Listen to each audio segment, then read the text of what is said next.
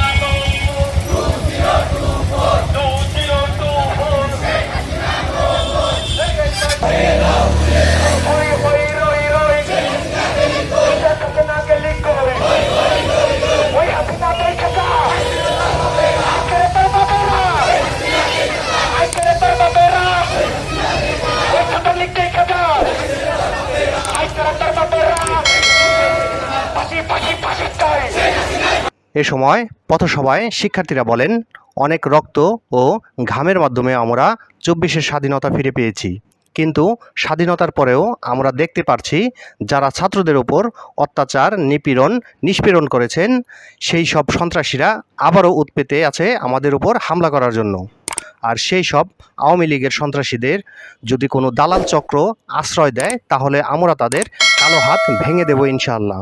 এ সময় শহীদী মার্চ কর্মসূচির মিছিলটি উপজেলার জয়পাড়া ডিগ্রি কলেজ থেকে শুরু করে উপজেলার প্রধান সড়ক প্রদক্ষিণ করে উপজেলার করমালির মোড়ে গিয়ে এক পথসভার মধ্য দিয়ে শেষ হয়। অনেক রক্ত এবং ঘামের মধ্য দিয়ে আমরা ২৪-এর স্বাধীনতা ফিরে পেয়েছি, কিন্তু স্বাধীনতার পরে আমরা দেখতে পাচ্ছি সেই সব সন্ত্রাসীরা যারা রাজু ভাস্কর্য থেকে শুরু করে বাংলার পার পর্যন্ত নানানভাবে ছাত্রদের উপরে নিপীড়ন নিষ্পেষণ চালিয়েছে, তারা আবার উৎপেতে আছে আমাদের উপরে হামলা করার জন্য। তাদেরকে শ্রেণীর দালাল চক্র, আওয়ামী লীগের সময় তারা আওয়ামী লীগ, বিএনপির সময় তারা বিএনপি, এই দালাল চক্র তাদেরকে আশ্রয় এবং প্রশ্রয় দিচ্ছে। আমরা সেই দালাল চক্রকে হুঁশিয়ার করে বলতে চাই, যদি কোন দালাল চক্র কোন আওয়ামী লীগের সন্ত্রাসীদের কাউকে আশ্রয় এবং প্রশ্রয় দেয়, সেই কালো হাত আমরা ভেঙে দেবো ইনশাআল্লাহ। তোমার আমার চেতনা, ২৪-এর চেতনা, আবু সাইদের চেতনা, মুক্তির চেতনা। প্রথমে আমি শ্রদ্ধা জানাই আমার শহীদ ভাই বোনদের প্রতি। আমাদের উপর এত অত্যাচার অবিচার করে যে সব ছাত্রলীগ যুবলীগ এখনো অন্যায় আমাদের সামনে ঘোরাফেরা করতেছে সন্ত্রাসীরা, তাদের বলতেছি তোমরা সাবধান হয়ে যাও, ছাত্র সমাজ তোমাদের কালো হাত ভেঙে দিবে। সময় থাকতে তোমরা সাবধান হয়ে যাও, তোমাদের কাউকে ছাড় দেওয়া হবে না, দোহারের মাটিতে তোমাদের কোনো জায়গা হবে না, দোহারের মাটিতে কোনো সন্ত্রাসীদের জায়গা হবে। শ্রদ্ধা ভরে স্মরণ করছি সেই সমস্ত শহীদদেরকে যারা বুকের তাজা রক্ত রাজপথে ঢেলে দিয়ে আমাদের স্বাধীনতা, আমাদের সার্বভৌমত্বকে পুনরায় রক্ষা করেছেন।